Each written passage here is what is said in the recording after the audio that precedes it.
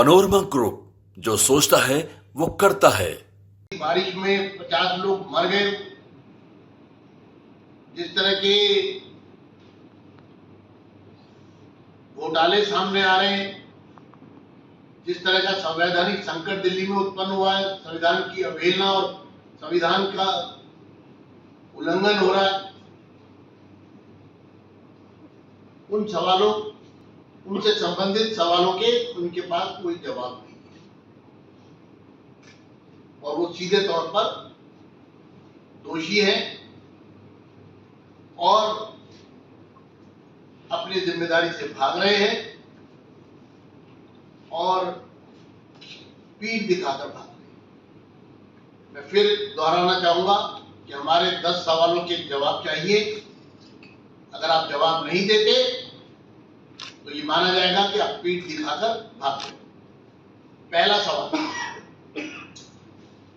मुख्यमंत्री केजरीवाल ने कहा था कि वो जेल से सरकार चलाएंगे।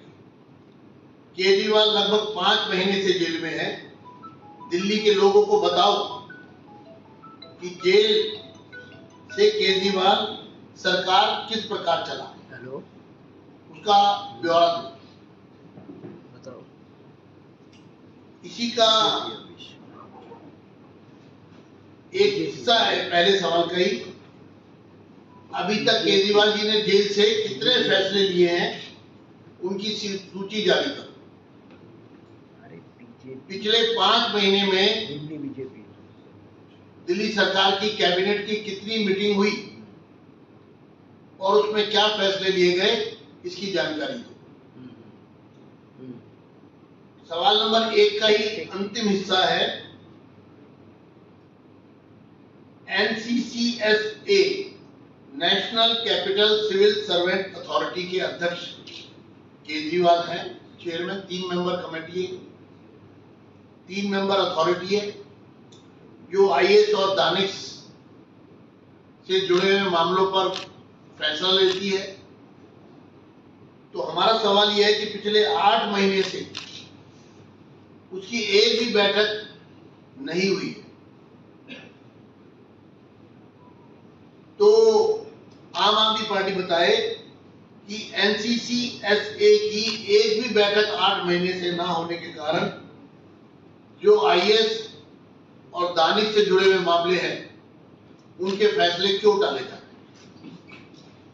सवाल नंबर 2, छठे दिल्ली वित्त आयोग, जो छठा दिल्ली वित्त आयोग जो संवैधानिक व्यवस्था है, जो दिल्ली नगर निगम की माली हालत जो अत्यंत दयनीय है, उसको सुदृढ़ करने का संवैधानिक व्यवस्था है, इस छठे DFC का गठन क्यों नहीं किया गया। सीधा सवाल है, छठे वित्त आयोग का गठन क्यों नहीं किया गया, जिसके कारण सरकार संविधान के उल्लंघन की दोषी है। जो नगर निगम की माली हालत को सुदृढ़ करने का एक संवैधानिक व्यवस्था है, जिस तरह से नगर निगम कूड़े पड़े, ध्वस्त है नगर निगम पूरी तरह से, तो इसका गठन क्यों नहीं हुआ। इसी सवाल का B पार्ट है, दिल्ली नगर निगम की स्थायी समिति के चुनाव आम आदमी पार्टी क्यों टाल रही है। दिल्ली की स्टैंडिंग कमेटी MCD क्यों गठित नहीं करना चाहती, हमें इसका जवाब चाहिए। सवाल नंबर 3, पिछले 7 साल से CAG की 11 रिपोर्ट जो सदन के पटल पर नहीं रखी गई है, इसका कारण बताएं कि ये CAG की रिपोर्ट क्यों छुपाई जाती है। इसी सवाल का पार्ट B, दिल्ली विधानसभा की पब्लिक अकाउंट्स कमेटी पिछले 10 साल के शासनकाल में दिल्ली सरकार के CAG के कितने ऑडिट पैरा की अनुशंसा करके उसको दिल्ली विधानसभा के पटल पर रिपोर्ट पेश की गई है। किसी एक ऑडिट पैरा का भी अगर PAC ने कोई कार्रवाई की है तो उस एक पैरा की जानकारी ये सवाल नंबर 3 था। सवाल नंबर 4, 15 मार्च 2024 को विधानसभा के पटल पर चीफ सेक्रेटरी द्वारा दिल्ली जल बोर्ड में वित्तीय अनियमितताओं पर एक रिपोर्ट जल मंत्री आतिशी को सौंपी गई थी, जिसे मंत्री ने छुपा लिया और सदन में सदस्यों को वितरित नहीं किया। क्यों? रिपोर्ट को क्यों छुपाया और उसको विधानसभा के पटल पर सदस्यों को वितरित क्यों नहीं किया? इसी सवाल का दूसरा हिस्सा है, क्या दिल्ली जल बोर्ड ने केजरीवाल सरकार के कार्यकाल में 73,000 करोड़ का जो ऋण का भुगतान करना है, जब दिल्ली जल बोर्ड पर 73,000 करोड़ रुपए का ऋण है, इस ऋण का भुगतान करने से जल बोर्ड ने इनकार कर दिया। जल मंत्री स्पष्ट करें कि 73,000 करोड़ रुपया लोन लेने के बाद केजरीवाल सरकार के कार्यकाल में उसको ऋण को वापस करने से इनकार कर दिया। क्यों? सवाल नंबर 5, केंद्र सरकार की अति महत्वाकांक्षी आयुष्मान भारत स्वास्थ्य योजना को दिल्ली सरकार ने दिल्ली में लागू नहीं किया है, लागू नहीं किया जा रहा है। क्यों? इसका कारण बताएं। जो 5 लाख रुपए दिल्ली के गरीब परिवारों को हर साल इलाज के लिए भारत सरकार दे रही है, देना चाहती है, पूरे देश में दे रही है, वो दिल्ली के जो नागरिक हैं उन तक उस योजना को क्यों नहीं पहुंचने दिया जा रहा है, इसका हमको जवाब चाहिए। इसी में हमारा जो सवाल है, ये जो योजना है आयुष्मान भारत, इसको लागू ना करके सरकार की कौन सी ऑल्टरनेटिव व्यवस्था है जिसकी सरकार बात करती है और उसकी स्थिति क्या है? सवाल नंबर 6, भारत सरकार के पीएम अभियान, जिसके अंतर्गत अभी तक दिल्ली को 2406 करोड़ रुपए केंद्र द्वारा दिल्ली सरकार को दिए गए हैं, उसे दिल्ली सरकार ने इस्तेमाल करने से इनकार कर दिया है। 2406 करोड़ रुपया पीएम अभियान ABHIM योजना के तहत, जिसके अंतर्गत दिल्ली में क्रिटिकल केयर वार्ड्स, जिसके अंतर्गत लेबोरेटरी टेस्ट आदि का पूरा इंफ्रास्ट्रक्चर बनाने के लिए 2406 करोड़ रुपया, इसके लिए अब तक भारत सरकार रिलीज कर चुकी है, लेकिन दिल्ली सरकार ने उसको इस्तेमाल करने से मना कर दिया। क्यों? दिल्ली सरकार द्वारा 100% फंडेड 12 कॉलेजेस, दिल्ली सरकार के 100% फंडेड 12 सरकारी जो दिल्ली यूनिवर्सिटी के कॉलेज हैं, उनको फंड ना देकर इन कॉलेजों के अस्तित्व को समाप्त करने का जो षड्यंत्र रचा जा रहा है, ऐसा क्यों किया जा रहा है?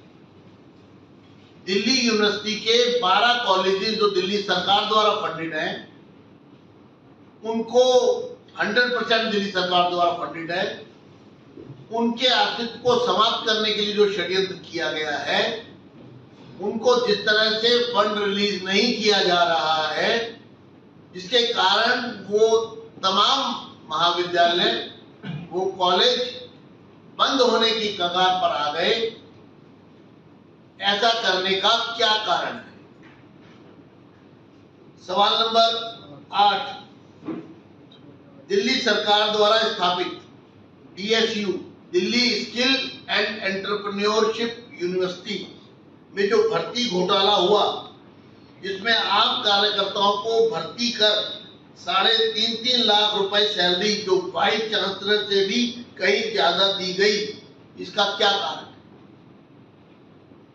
डीएसयू में जो भर्ती घोटाला किया गया, जिसमें 3.5 लाख रुपए पॉलिटिकल वर्कर्स को अपॉइंटमेंट देकर पैसा दिया गया, वाइस चांसलर से भी ज्यादा सैलरी, उसके पीछे की साजिश क्या थी, क्यों ऐसा किया गया? दिल्ली सरकार द्वारा 3 विश्वविद्यालय, 3 यूनिवर्सिटी अपने इस 10 साल के कार्यकाल में जो बनाई गई, DSU Delhi skill and entrepreneurship university 1, Delhi teachers university 2, Delhi sports university 3, जो 2020 में ये बनाई गई थी। आज इन 4 सालों में ये विश्वविद्यालय कहां खड़े हैं, इस पर सरकार श्वेत पत्र जारी करे। इस पर हमारी मांग है कि तीनों विश्वविद्यालय जो सरकार के कुशासन की पोल खोलते हैं, उस पर श्वेत पत्र जारी करें। सवाल नंबर 9, दिल्ली सरकार ने 7 आईसीयू हॉस्पिटल बनाने के लिए 1125 करोड़ रुपए और 6 महीने में यानी सितंबर 2021 में इसको शुरू किया गया था और 6 महीने में ये बनकर तैयार होने थे प्रीफैब सिस्टम के माध्यम से, सेमी पक्का स्ट्रक्चर्स के माध्यम से।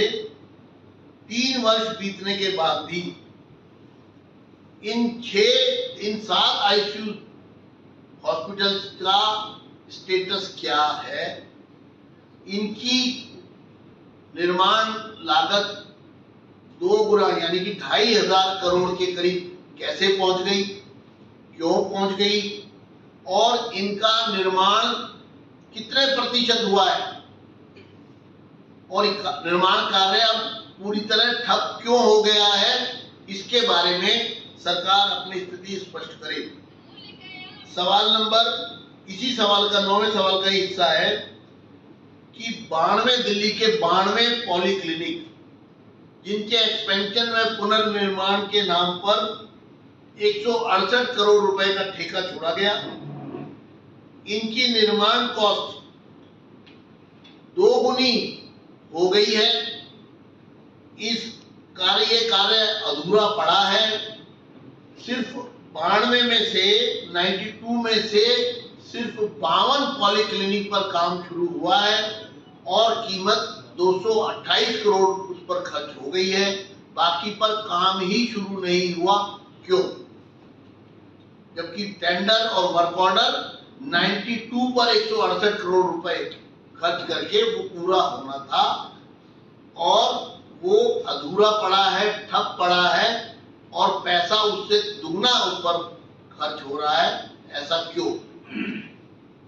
अंतिम सवाल, सवाल नंबर 10 दिल्ली के गरीबों से जुड़ा है, दिल्ली के स्लम बस्तियों से। आपने कहा था कि हर झुग्गी में नल से जल देंगे। आज झुग्गी बस्तियों में पानी को लेकर हाहाकार है। हम ये जानना चाहते हैं कि सरकार बताए कि आपने अभी तक कितनी झुग्गियों में नल से जल दिया है। क्या पूरी दिल्ली की एक भी झुग्गी आप बता सकते हैं? एक